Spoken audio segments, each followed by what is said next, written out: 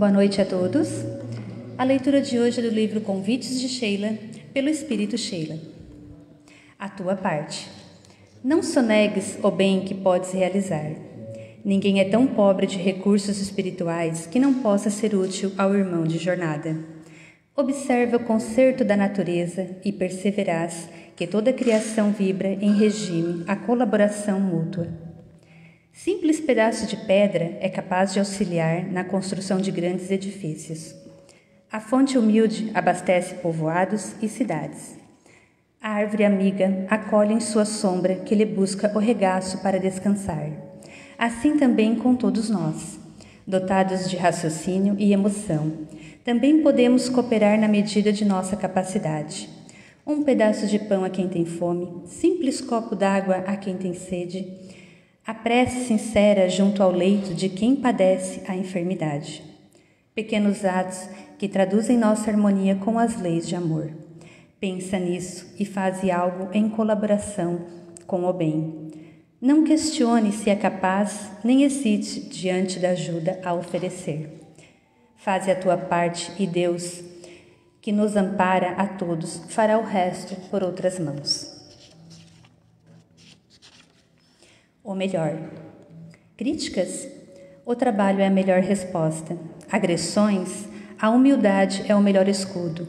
Ofensas? O perdão é o melhor remédio. Ante as dificuldades do caminho, não desista do bem, fazendo o melhor ao teu alcance, na certeza de que Deus continuará a realizar o melhor em teu favor. Uma boa palestra a todos, que assim seja.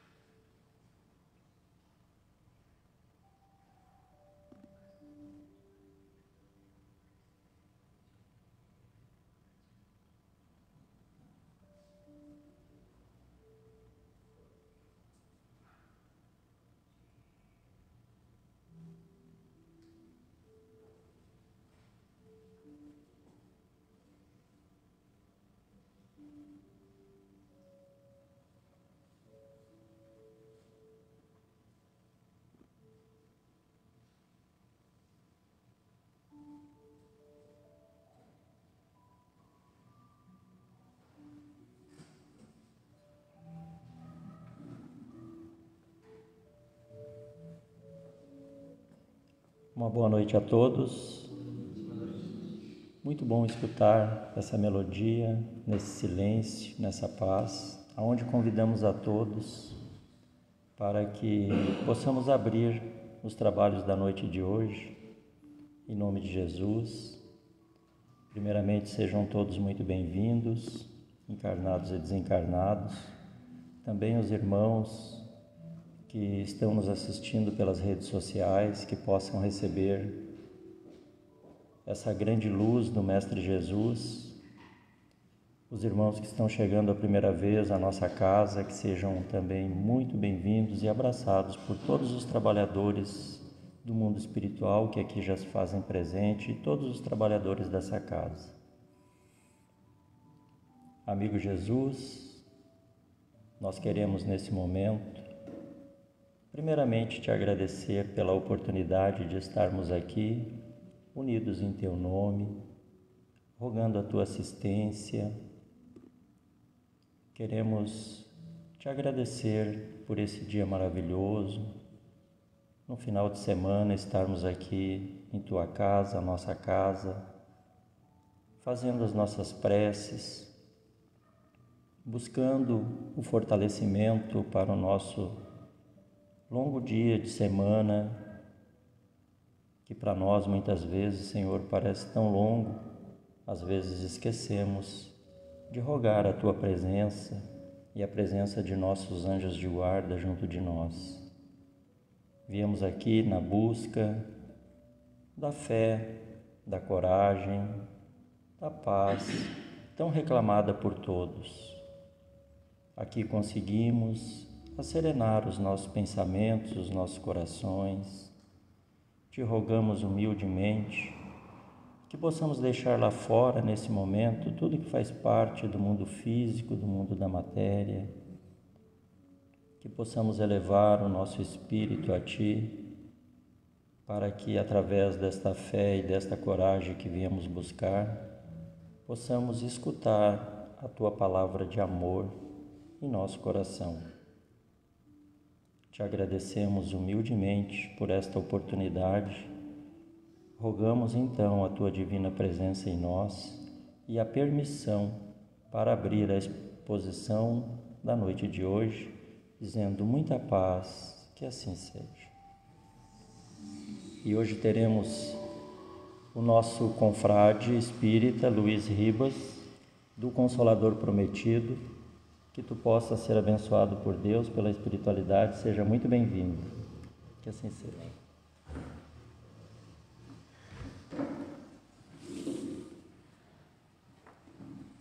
Boa noite a todos. Essa mensagem foi de Luiz para Luiz, do Xará. É uma alegria imensa estar nesta noite, nessa instituição, junto com amigos, pessoas pela primeira vez.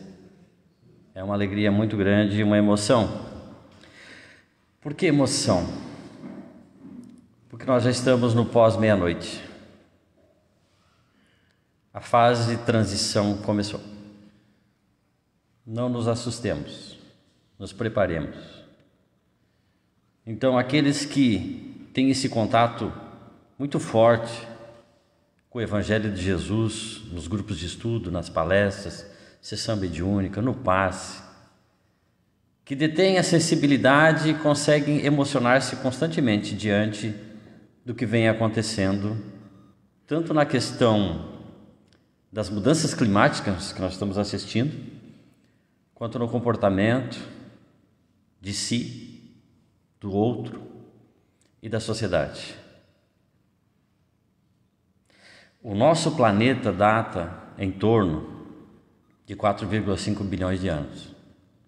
Os primeiros seres humanos a habitar o planeta em torno de 2,5 bilhões de anos. Quando nós começamos a ver esses números e raciocinar em cima desses números, nós começamos a perceber que a coisa é grande, não é tão pequena. As histórias que a gente verifica, contada pelos antepassados, publicada nas obras, nos livros, estudada pela ciência, pela paleontologia, pela arqueologia, datam esses números para nós, mas a gente ouve como se fosse, tudo bem, 4,5 bilhões, não faz de nada. Mas é grande, é imenso. E isso tem uma trajetória. Porque daí a gente percebe o quê? Vamos estudar a história da humanidade, éramos primitivos. Aí vem lá os tal dos Homo sapiens, o homem de Neandertal, a era do fogo, a era da pedra polida, os dinossauros e aquilo tudo, e a gente começa a imaginar assim, mas afinal de contas, onde é que eu me insiro nesse contexto todo? Onde é que eu estou inserido nisso? Onde é que eu estou fazendo parte dessa história toda? Afinal de contas, quem sou eu?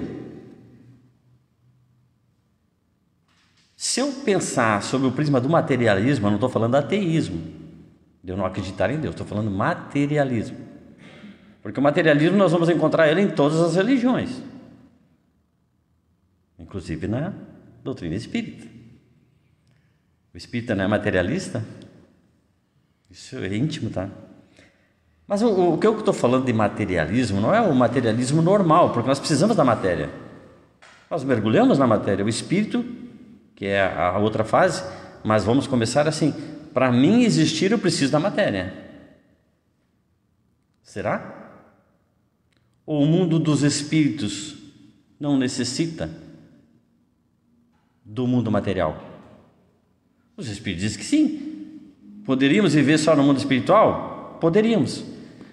Mas precisamos passar pela matéria para viver as experiências evolutivas. Então há um conjunto, há uma necessidade de aqui estarmos. Então nós passamos pela matéria. Nós não somos matéria. Pelo menos foi o que os espíritos elevados disseram a Kardec quando ele perguntou, afinal de contas, quem somos nós? O que é um espírito? Eles dizem, é uma centelha divina, uma chama. A luz vai do opaco do rubi a mais iluminado. Enfim, não deram, até porque eles dizem que nós não temos condições ainda, no nosso palavreado comum, aí, no nosso alfabeto, de conseguir formar um pensamento do que realmente nós somos. É como se nós quiséssemos saber que forma tem Deus. Então, ficamos até aqui, eles nos deixaram até aqui. Talvez, depois da transição, venham novas informações e a gente vai poder penetrar mais a fundo nesse conhecimento. Mas, por enquanto, é até aqui. E não é mistério de Deus. Estamos em outra situação agora, não é mais mistério de Deus.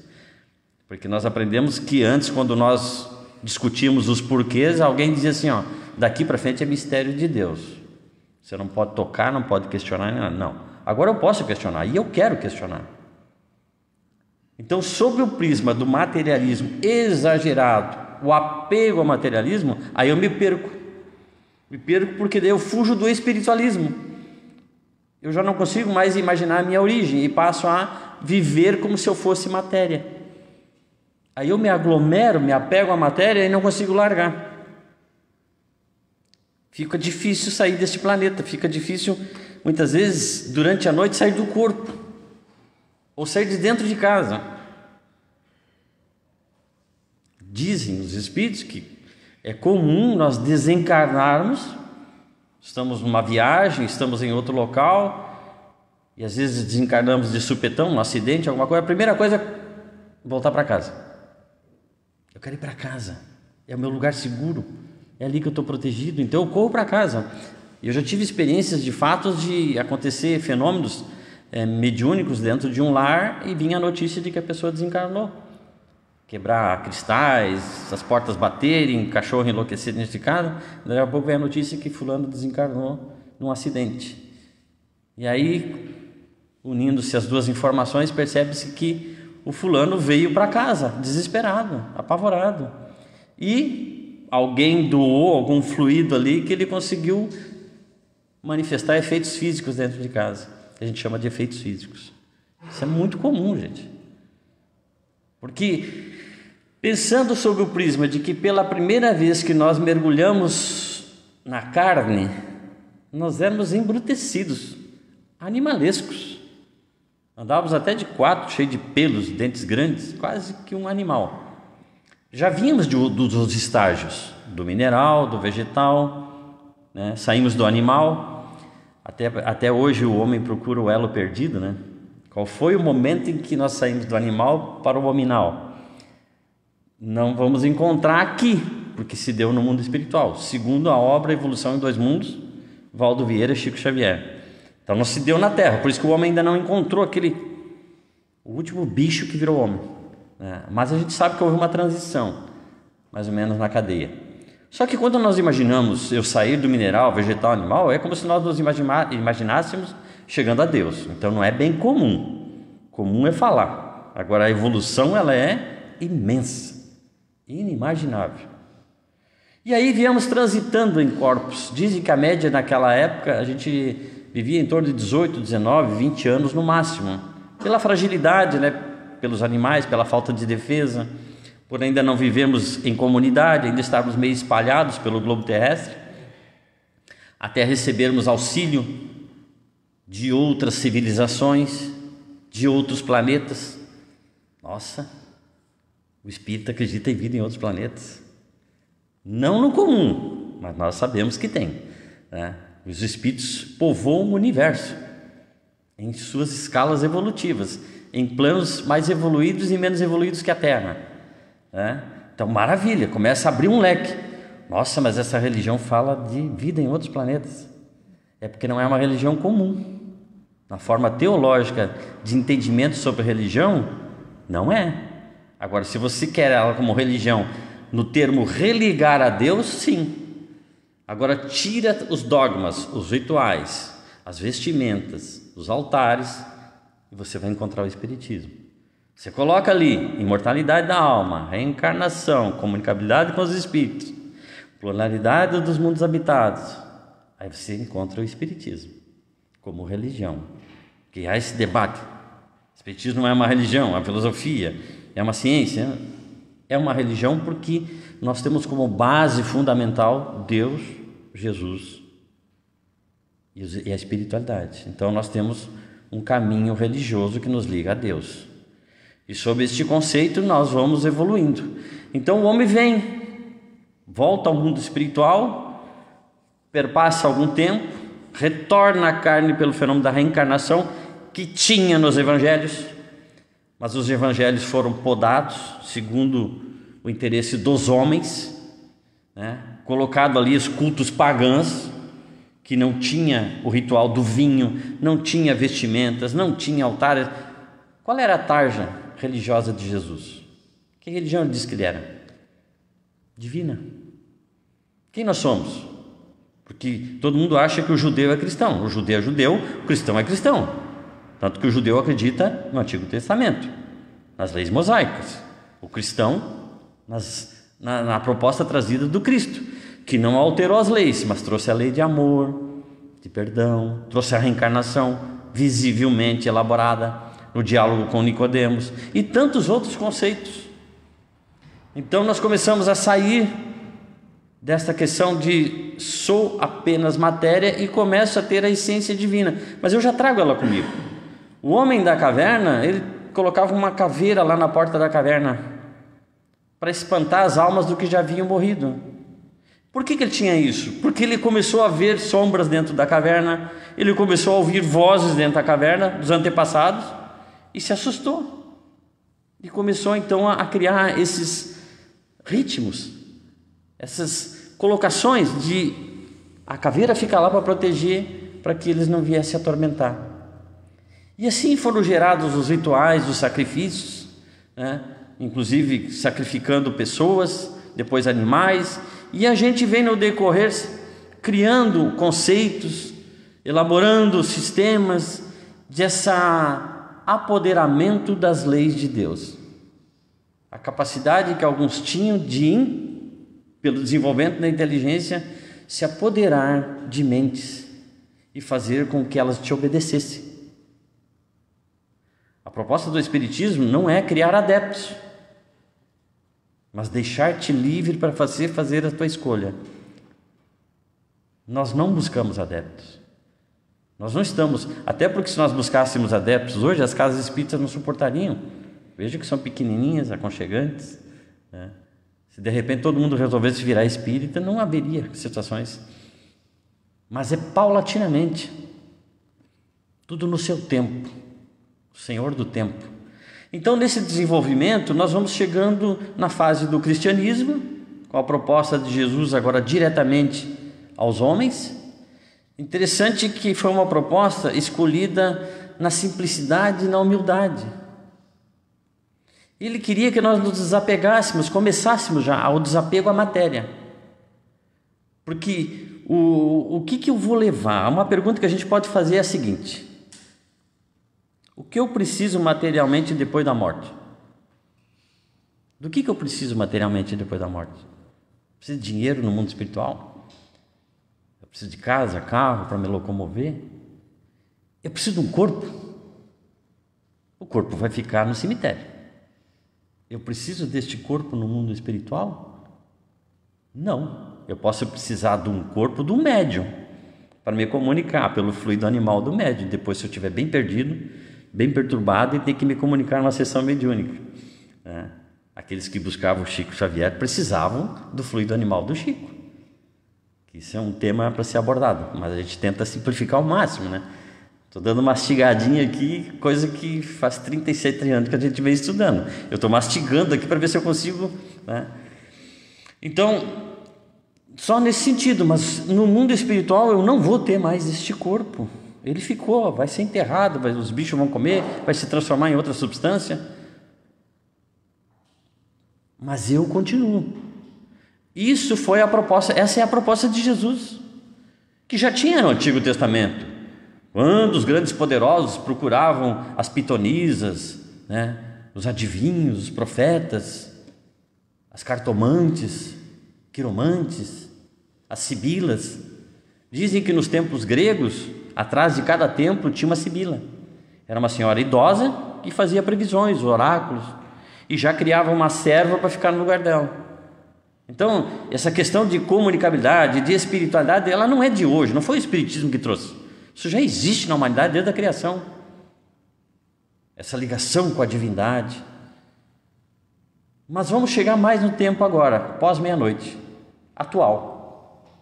Tivemos uma tragédia no Rio Grande do Sul.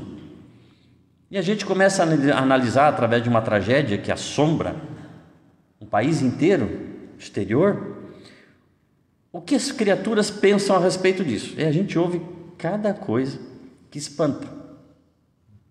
Aí alguém diz assim, ó, Jesus castigou os gaúchos. Ok, está com a mão castigando os gaúchos. Aí eu pergunto aos senhores que estão aqui, que são pais, você faria isso com o filho? Quanto mais Deus. Ah, mas aqueles que estão lá estão pagando. Espera aí, mas que justiça é essa? Que privilegia um e faz outros pagar. Calma, relaxa, está tudo certo, não tem nada em desordem.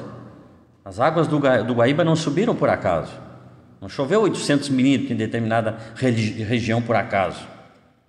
Calma, existe uma equipe espiritual coordenando a meteorologia do planeta, em todas as áreas. Estudemos as obras espíritas e nós vamos ver as comunicações dos espíritos narrando, principalmente a obra, o Livro dos Espíritos, gente. Aqui fala sobre os espíritos elementares, aqueles que cuidam da natureza. Essa obra aqui tem 1019 perguntas e respostas, é a base filosófica da doutrina. Daqui se originam todas as outras. Perguntas que nós faríamos a Deus, Kardec fez por nós. E os espíritos superiores responderam. A dificuldade nossa é que nós somos inferiores. Aí na hora da resposta a gente tem dificuldade de entender. E é por isso que a gente estuda o Livro dos Espíritos. Eu recebi um rapaz lá no grupo de estudo, rapaz inteligentíssimo, formado, tudo. Aquelas pessoas bem dinâmicas assim, né? E ele disse assim, eu tentei estudar em casa, mas não consegui. E depois que eu comecei no grupo de estudo, as interpretações que eu fazia da resposta mudou totalmente. Incrível. Por isso que às vezes as pessoas dizem assim, eu tenho dificuldade do Livro do Espírito porque, não sei, eu não consigo entender. Por isso a necessidade às vezes de eu buscar o estudo na casa espírita, buscar o intercâmbio com as outras mentes, pessoas que já têm um pouco mais de conhecimento nessa área, para você conseguir entender o que está querendo dizer aquela resposta. Então, quando nós pensamos no materialismo, a gente pensa que eu necessito da matéria, mas não é o meu único bem, não é o meu único objetivo para reencarnar. Quando uma senhora disse assim, chorando, eu levei 15 anos da minha vida para construir a casa. Eu fazia hora extra, eu passei fome para construir a minha casa. Só sobrou o piso. 15 anos. A enxurrada levou. Aí você começa a imaginar o valor que as coisas têm. É aquilo que eu dou de valor, não. É aquilo que eu coloco de valor em cima. Ah, mas então tu está sendo drástico, tu não tem sentimentos? Tem. Imagina, eu chorei junto com ela. Mas vamos pensar sobre o pensamento espiritualista. Eu posso me dedicar, eu tenho o direito de ter uma propriedade, de ter algo, mas não deve ser o único objetivo. Eu não devo colocar todas as minhas forças, toda a minha inteligência em cima só disso. Tem um cara aí na internet que está bilionário, te prometendo você ficar rico em 3 meses, 24 horas, 6 meses, sei lá.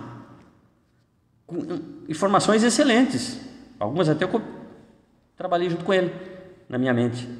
Mas materialismo puro. Se você mergulhar de cabeça ali, você é um materialista puro.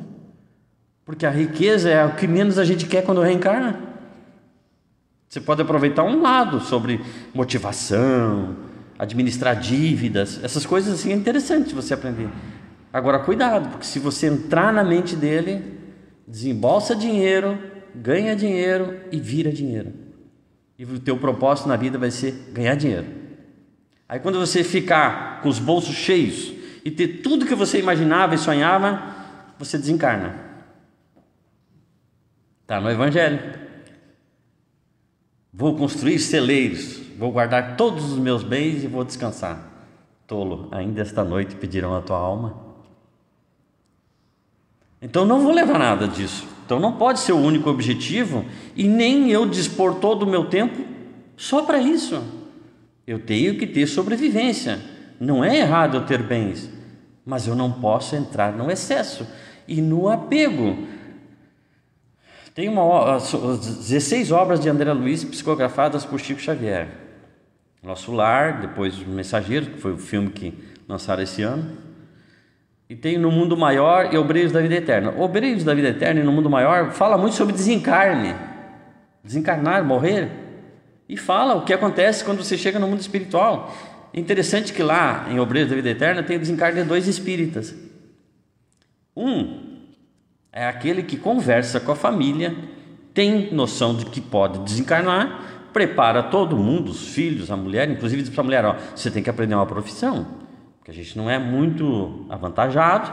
Se eu desencarnar, como é que você vai sobreviver e dar conta dos filhos? Então, aprenda uma profissão, desenvolva algo, trabalhe e tal, tal. Então, já preparando ela, preparando os filhos e tal, se preparando, desencarna, vou encurtar, desencarna, é recebido pela equipe espiritual, é levado, porque entra um pouco de perturbação, vai lá, é atendido como André Luiz lá no Nosso Lar e tal, e já começa a trabalhar junto com eles, tranquilo. Aí tem um outro espírito. Eu amo demais o meu filho, a minha esposa, nossa, se eu perder ela, a minha casa, o meu carro.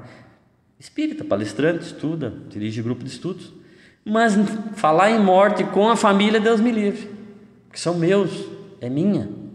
Ok, desencarna também. E dá um trabalho. Entra quase em estado de loucura. O que vai ser da minha mulher? O que vai ser dos meus filhos? Pelo amor de Deus, eu tenho que voltar. Não entendeu nada a proposta. Não, os filhos não são nossos, são filhos da luz, como dizia Rabinadar Tagore, nas palavras de Raul Teixeira, médium e orador espírita. Então a gente vai trabalhando esses conceitos, como aquele discípulo que perguntou para Buda.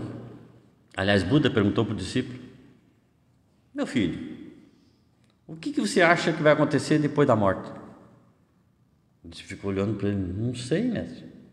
Renascimento, porque é uma constante. Se Buda falou isso, né, que há uma explanação muito linda de Buda sobre a reencarnação, sobre os conceitos espiritualistas que as pessoas adoram, e é muito bom, faz muito bem. Então a gente vai começando a perceber que há mais do que eu imaginava nessa trajetória toda de 2,5 bilhões de anos. Não sou só corpo, não. Aqui dentro tem muita coisa boa, e uma delas se chama espírito, e um corpo espiritual habitando também. Já dissecaram o corpo físico para tentar encontrar a alma? Não acho, porque eles querem uma coisa física, não está ali. Ali está um corpo físico, certo? Querem descobrir por que quando a pessoa morre, cessa o coração e o cérebro e a pessoa começa a murchar, escurecer, falta tônus vital, falta vitalidade, falta fluido vital, que isso vem, está em tudo. Chama-se fluido cósmico universal.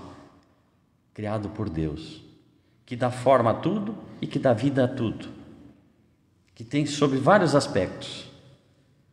E aí eu começo a mergulhar numa imensidão que parece complexa, mas quando você estuda, quando você adquire conhecimento e sai da ignorância, eu preciso sair da ignorância. É ela que atravanca o progresso, como dizia lá o Dorico Paraguaçu lá antigamente. É a ignorância. A partir da ignorância que eu deixo de ser ignorante para ter, porque ignorância é falta de conhecimento. Não se ofenda. Eu passo a ter discernimento das coisas. Eu estava uma vez num local e pessoas falando sobre religião e eu fico com a anteninha ligada. Aí um falou assim: eu sou espírita, participo de um centro espírita. E eu já me antenei mais, aí eu fiquei mais perto. Ele disse: não, lá a gente costuma estudar o Alcorão. Ué? Essa é novidade para mim, né? Então se ouve cada coisa, como certa feita, uma amiga minha também falou, eu não sabia que ela era espírita. Aí ela disse assim: eu sou espírita, Luiz. Oh, que maravilha, que bom. Você estuda lá na casa espírita, você participa de grupo de estudo? Não, eu já sei tudo, já li 2 livros. Nossa, 37 anos estudando, não sei nada. Uma dificuldade imensa às vezes de preparar um tema como esse, porque você tem que formar um pensamento. Você vai tentando buscar para formar um pensamento, porque cada um de nós é um ser individual e tem a sua forma de pensar, a sua forma de administrar o conteúdo. Só que o Espiritismo ele não muda nem um ponto. Não adianta vir com novidade ali e dizer assim: Luiz, mas bota lá um cara dependurado, faz isso aqui, leva um tema lá sobre um cristal moderno que saiu aí, que faz um raio. Não, o Espiritismo está prontinho, não precisa aglomerar nada, trazer nada, é sair daqui para fora. Ele tem que se expandir, ele tem que ser divulgado. Esses temas que nós estudamos, que nós participamos das palestras, que nós absorvemos, tem que ser divulgado, porque essa é a maior caridade que a gente vai fazer com a doutrina. E quantos irmãos nossos estão lá fora hoje precisando dessa informação que nós estamos recebendo? Transtornos mentais de toda ordem. Chegamos na fase do espírito, o espírito está doente. Nós temos hoje em torno de 20 bilhões e 400 milhões de espíritos desencarnados atuando em nossas mentes, perturbados, precisando de ajuda. Neste momento em que nós estamos aqui, às vezes a gente pensa assim, se o fulano tivesse aqui, ele já está recebendo lá uma carga magnética, uma irradiação sua. Daqui a pouco você vai se surpreender que ele vai te perguntar assim: você tem ido lá naquele lugar lá, tal? Não tome por surpresa, porque tudo que nós fazemos tem sentido. Tudo, qualquer ação, qualquer pensamento está trabalhando na atmosfera. Os nossos pensamentos são vistos pelos espíritos. Ai, que vergonha. Forma uma telinha mental ali, que muitos assistem. Muitos. Eu achei interessante, porque nós falamos sobre a reencarnação. Na obra Missionários da Luz tem a reencarnação de Segismundo. E aí a gente falou da relação sexual, porque para o espírito poder reencarnar, precisa de um corpo. E esse corpo é formado entre a união entre um homem e uma mulher, ou pela fertilização in vitro, sei lá. Não é o tema da noite. Mas vamos lá, bem rapidinho. Então, falando que houve a relação sexual para que Segismundo pudesse ser acoplado ao espermatozoide, que se uniu ao óvulo e formou o primeiro ovo ali que vai começar. Aí uma das senhoras diz assim: Luiz, me diz uma coisa. Quando eu estou lá com meu marido no quarto, os espíritos ficam assistindo. Calma, vamos por ordem aqui. Eles respeitam a nossa privacidade, desde que eu não leve para dentro do meu lar certas situações que eu não vou nem entrar aqui. Mas tranquilo, minha vivência normal, tranquilo, eu sou protegido. Nem eles entram, eles ficam... É do casal, é momento íntimo e privacidade, eles não interferem. E ali ocorre então a fertilização, que não é por acaso. Nenhuma fertilização que vai formar um óvulo é por acaso. Nem da mãe solteira que num acidente, lá numa única relação ficou grávida, nem num estupro violento que aconteceu, a mulher acabou ficando grávida. Houve uma permissão divina, é o Senhor da vida. Administrar isso não é fácil. Com certeza, precisa de muita informação, de muito amparo para que não ocorra o aborto. Mas tem todas. Se eu buscar hoje, eu tenho condições de ter informações nesta área para que evite-se ao máximo acontecer. Então, nessa trajetória, nós chegamos nessa questão de espiritualidade, espiritualismo, e encontramos a doutrina espírita com esta proposta de vida. O Senhor é um Senhor de vivos e não de mortos.